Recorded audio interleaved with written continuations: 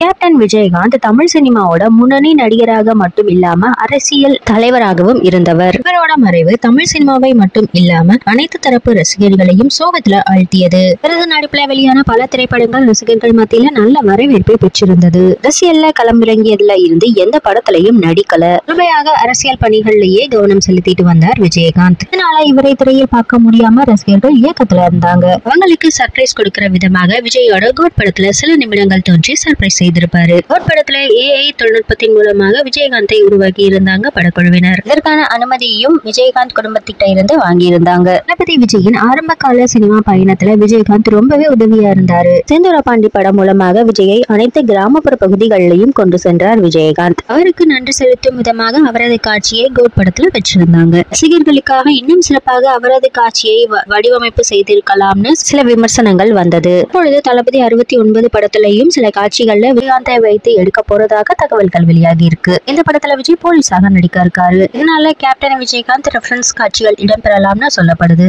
இதை இன்னும் படக்குழுவினர் அதிகாரப்பூர்வமாக அறிவிக்கல. இதற்கான அனுமதியையும் விஜயகாந்த் குடும்பத்தினர் இடமிருந்து பெற வாய்ப்புகள் இருக்கிறதாக சொல்லப்படுது.